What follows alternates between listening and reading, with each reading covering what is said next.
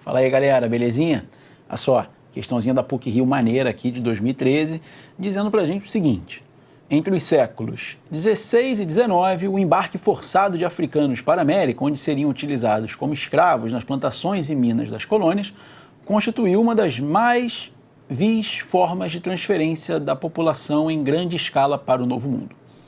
Embora várias regiões americanas tenham se beneficiado do trabalho escravo, 3 delas se destacaram como as principais receptoras dos maiores contingentes africanos importados para as Américas.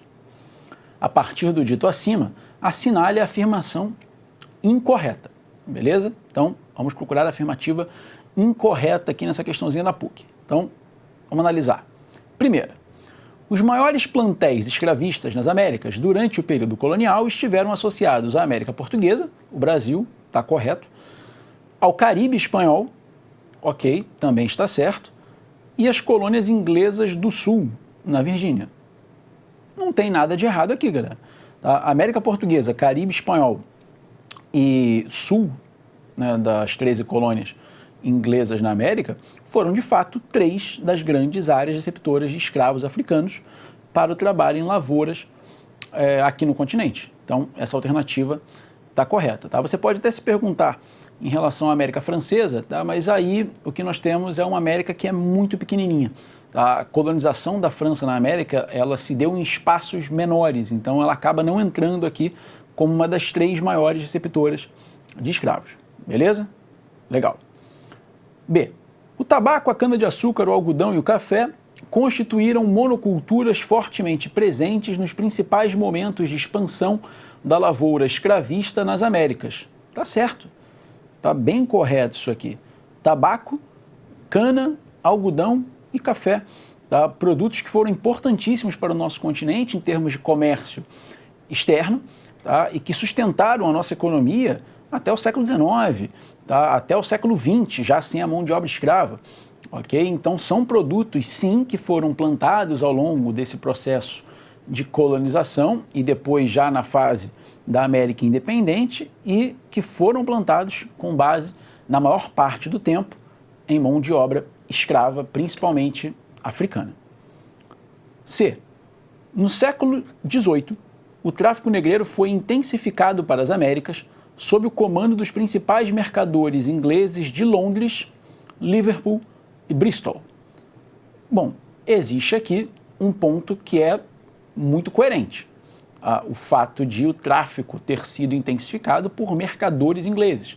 Lembrem-se, a Inglaterra era uma nação mercante, uma nação ligada internamente ao processo de revolução industrial no século XVIII e externamente à comercialização. E havia um interesse em explorar a mão de obra escrava que era vendida para a América. Então, faz muito sentido essa alternativa. E aí você pode se perguntar, mas pô, os mercadores eram de Londres, eram de Liverpool, eram de Bristol? Não sei. Tá? E aí você fica com a pulga atrás da orelha aqui nessa questão. Tá? Então, você já fica aqui um pouco ressabiado. Agora, ela te deu um dado que é muito específico. Ela te dá um dado que é fácil de comprovar e depois ela te dá um dado que é muito específico.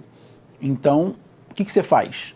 Tá? Você desconfia, mas você também não vai sair marcando. Tá? Você vai olhar outras alternativas primeiro, beleza? Então, vamos olhar aqui a letra D. A abolição do tráfico em 1807 pelo parlamento inglês ocorreu devido a importantes pressões de protestantes ingleses, evangélicos e de quakers, que vinham em William Wilberforce, o seu maior ativista. Tá? De novo, você tem uma parte da questão que pode ser confirmada de maneira mais simples, que é a abolição do tráfico pelo parlamento inglês em 1807, e aí abolir o tráfico, eu não quero dizer abolir a escravidão, ok? Tanto que no ano seguinte, em 1808, quando a família real vem para o Brasil e assina lá o decreto de abertura dos portos, tá? A Inglaterra já pressiona a coroa portuguesa para que aceite abolir também aos poucos o tráfico. Em 1810, quando Dom João VI assina os tratados de aliança, amizade, comércio e navegação, existia uma cláusula de comprometimento em abolir o tráfico. Tá? E se a Inglaterra tenta impor isso ao Brasil, porque internamente isso já havia passado. Tá? Então essa primeira parte da questão é bem fácil de ser confirmada. O que você vai ficar ressabiado de novo depois é a parte que ele diz que isso ocorreu devido a pressões de protestantes ingleses, evangélicos e de quakers, tá, que viam em William Wilberforce o seu maior ativista. E você nunca ouviu falar, provavelmente, de William Wilberforce. Ok?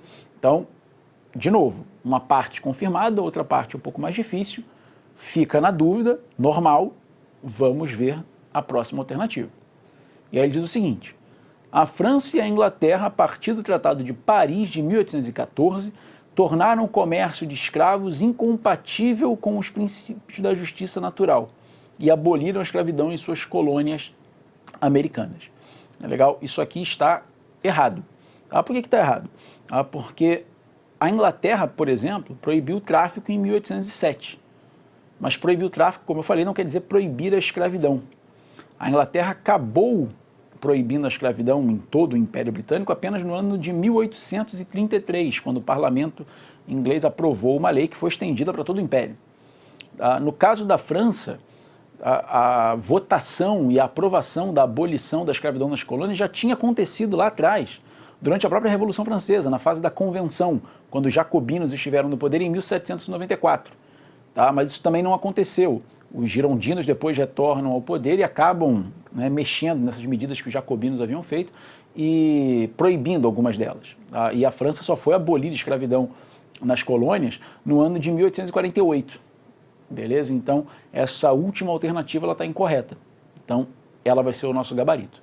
Beleza? Então, o que chama atenção aqui nessa questão, tá, é o fato de duas alternativas terem te dado fatos muito específicos, tá, sobre os quais você não tem como ter certeza.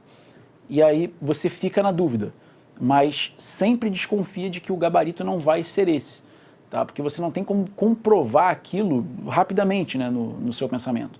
Tá? Você não teria como comprovar isso rapidamente, a não ser ali com uma consulta, que dentro da prova é algo impossível. Então desconfia dessa questão também. Beleza, galera? Então, um abraço e até a próxima.